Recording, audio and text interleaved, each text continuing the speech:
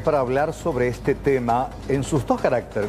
Primero, como ex fiscal, maneja perfectamente los procedimientos de lo que ocurrió hoy y hoy en su rol de diputada de la Nación.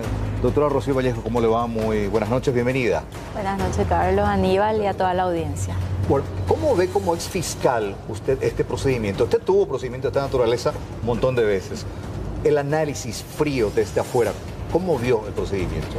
Bueno, en primer lugar, aclararle algunos puntos, Carlos, a la ciudadanía porque existe mucha confusión, ¿verdad?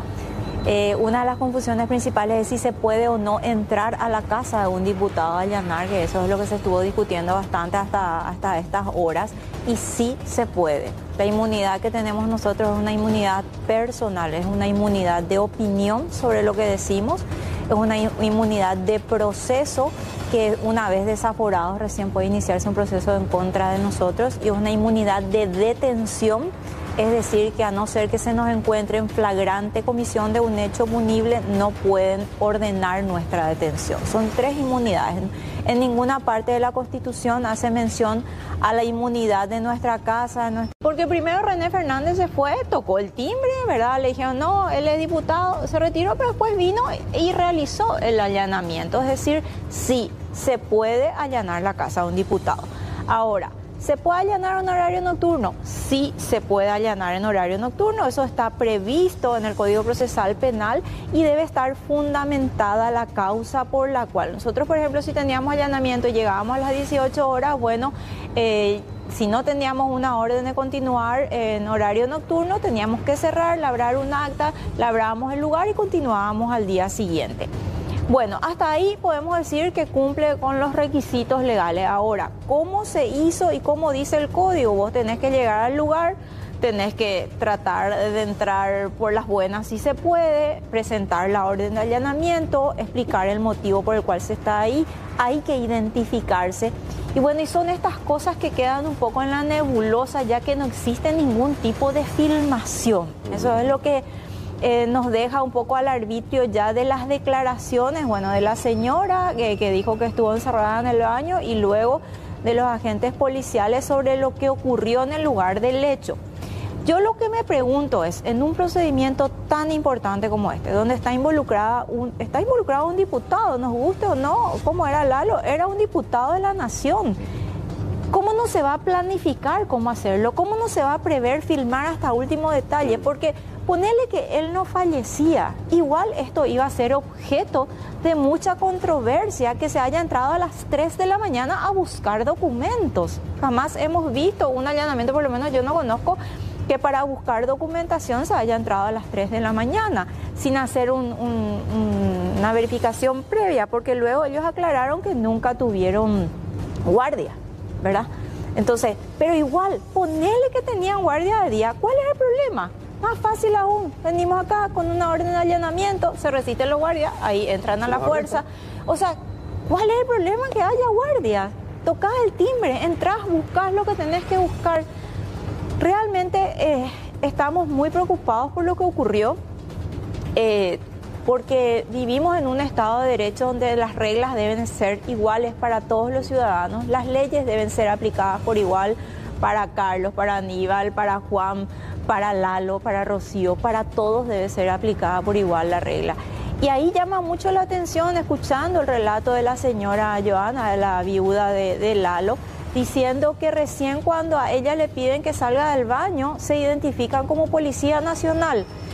Entonces, bueno, eso va a ser ya la palabra de ellos contra lo que digan los policías del procedimiento. Pero en este caso, hay un manual de procedimiento. ¿Quién es el responsable de decir, policía, ingresen, atropellen, rompan? ¿Es el fiscal o es la cabeza policial del equipo de élite? Bueno, mira, el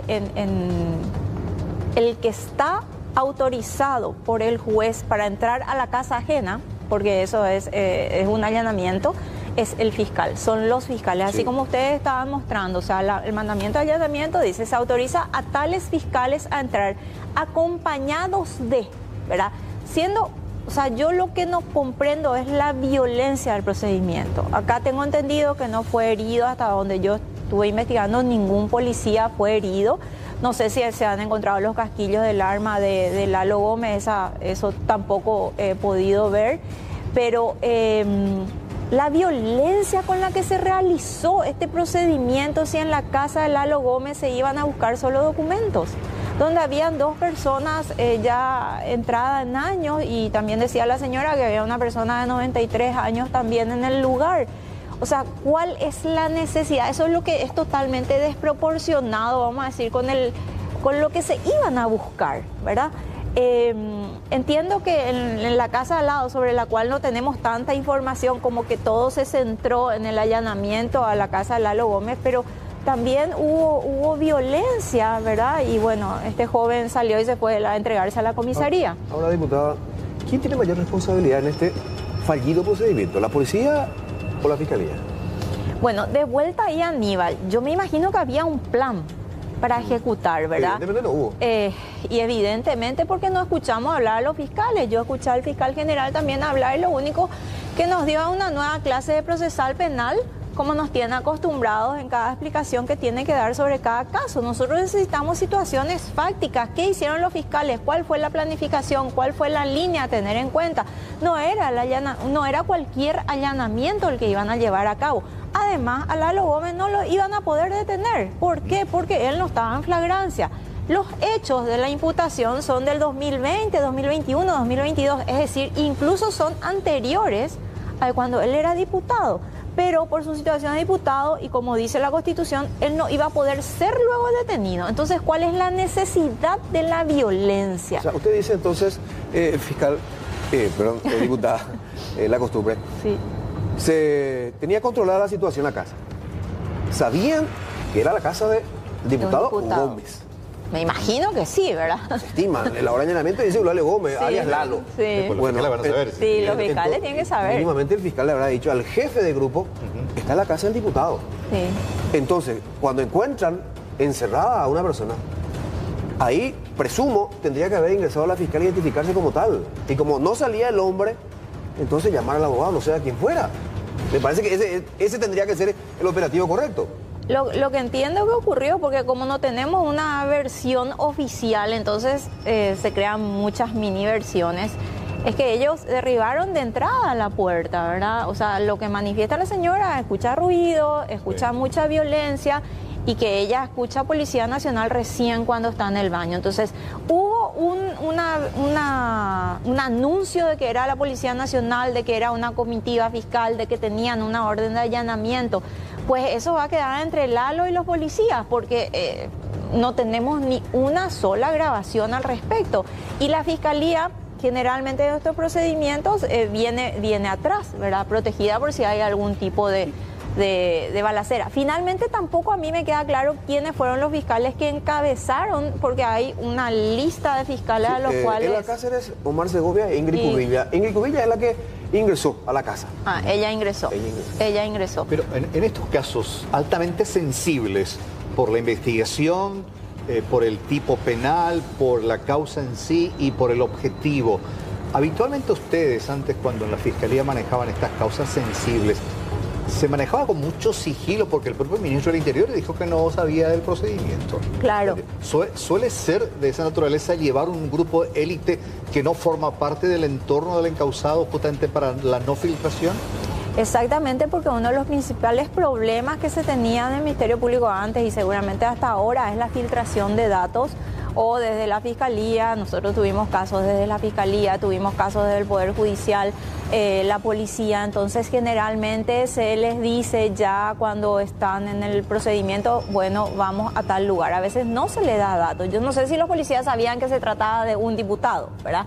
Entonces, pero para eso la Fiscalía tiene que... Claro, la Fiscalía es la que dirige. Por eso te digo, la que está a cargo del procedimiento y da las órdenes es el Ministerio Público. O sea, eso es lo que dice la ley. Claro. Y existe todo un procedimiento para el ingreso y no sé si se daba las circunstancias atropellar de esta manera, ¿verdad? Son las cosas que debe aclarar el Ministerio Público. No es otra institución la que debe aclarar más que el Ministerio Público.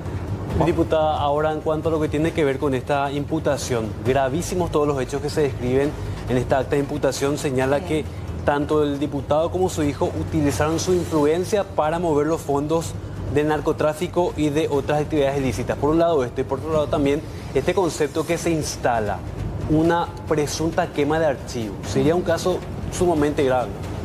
Exactamente, sí, no hay que dejar de tener en cuenta, o sea, la gravedad del hecho. Se describen muchas circunstancias relacionadas a inmuebles, a descuento de cheques, a transferencias entre la cuenta del hijo y del señor Lalo Gómez, ¿verdad?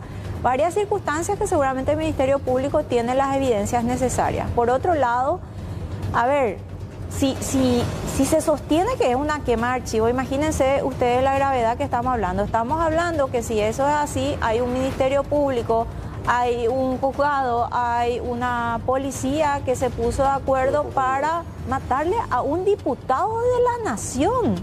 Eso es demasiado grave. Yo quiero seguir teniendo esperanza en este país, quiero seguir teniendo esperanza de que esto fue una torpeza, de que esto fue algo que no se planificó con tiempo, que no se planificó adecuadamente, porque llegar a ese extremo me parece sumamente grave. Pero sí, esto es un hecho de por sí grave.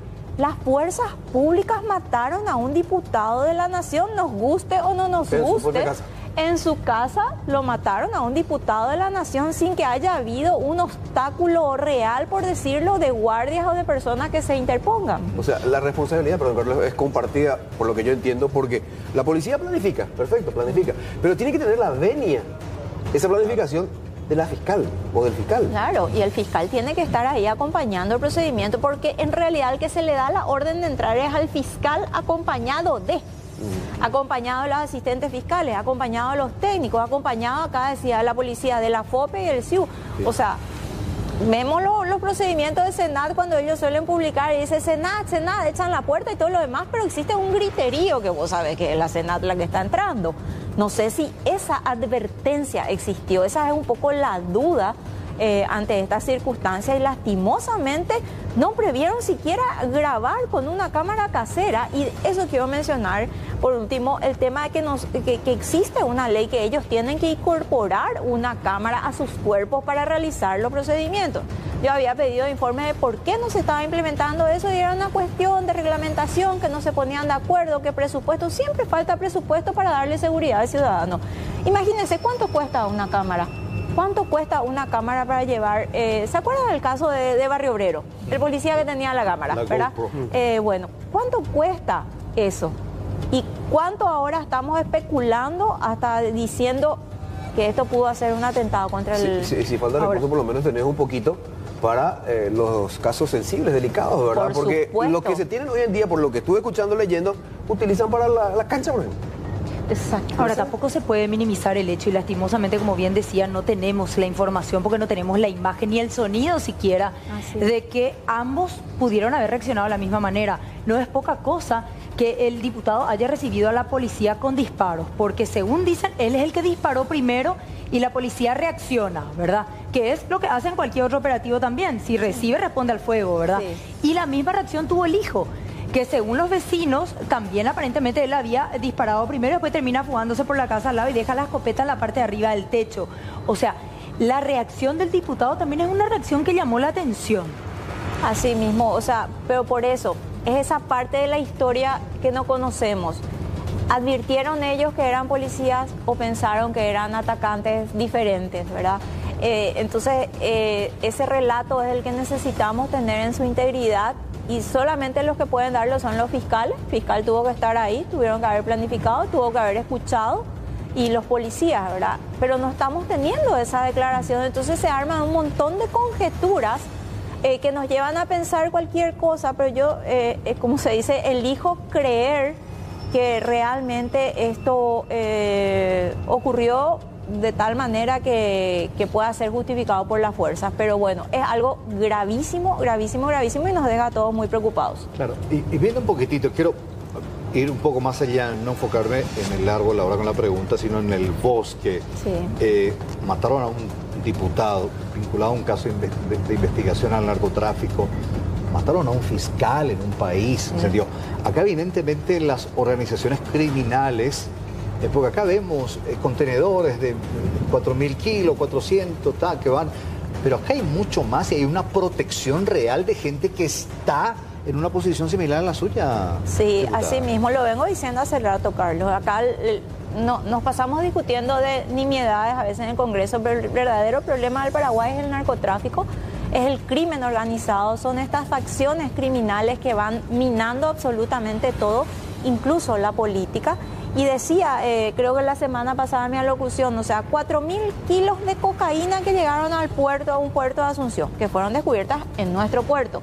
Luego una semana, 4.000 kilos de cocaína descubiertos en un puerto extranjero que pasaron por nuestro puerto. Es decir, 8.000 kilos de cocaína que mata gente, porque no hay que olvidar que hace la droga, mata gente, que tuvo un tráfico por el territorio paraguayo. Y eso, todo el país, y eso solamente se hace con venia de las autoridades y venia de políticos que se pasan protegiendo a delincuentes.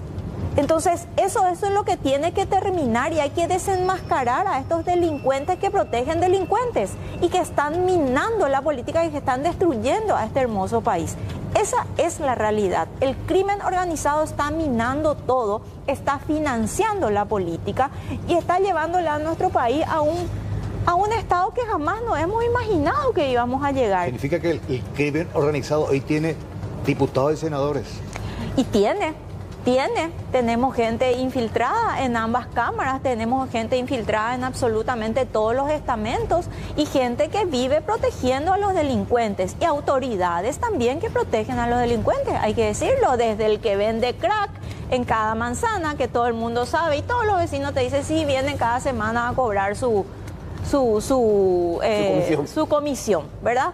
Y entonces, por una comisión, no sé cuánto vale la vida de la gente que están destruyendo, porque estos narcotraficantes, del que vende crack, del que protege al que vende crack, hasta los grandes traficantes de cocaína, de marihuana y de todo lo demás, están matando a la sociedad paraguaya. Diputada, ahora, después de este suceso ocurrido en Pedro Juan Caballero, ¿hay autoridades que deben salir del cargo? Mira, siempre tratamos de que las cosas terminen sacándole a la gente del cargo. Yo realmente quiero escucharle a Riera. Él dijo que nada sabía y con relación, creo que uno de los dos me preguntó el tema de que si se tienen que enterar o no las altas autoridades. En realidad, cuando hay un procedimiento fiscal, nadie se tiene que enterar. Nadie se tiene que enterar, porque ahí comienzan las filtraciones. O sea, se le solicita la ayuda a la policía se va con la fiscalía, así como dice el mandamiento, y se van al lugar que indica el Ministerio Público. Yo realmente no soy de que porque ocurrió algo hay que sacarle a la autoridad, porque no me gusta la cara hay que sacarle a la autoridad, hay que escucharle a la autoridad, que den una explicación, porque una vez que sale del cargo se acaba el tema, nadie explica nada ya, no, que se queden a explicar qué pasó. Debe explicar el fiscal general del Estado, debe explicar el comandante de la policía, debe explicar en nombre de sus subalternos, ¿verdad? Tienen que explicar lo que pasó. Entonces nos apoyaría un juicio político, porque ya se está hablando. De hecho, jurado de enjuiciamiento ya convocó una sesión extra para quitar a los fiscales. Bueno, eso también, a ver, se puede cuestionar.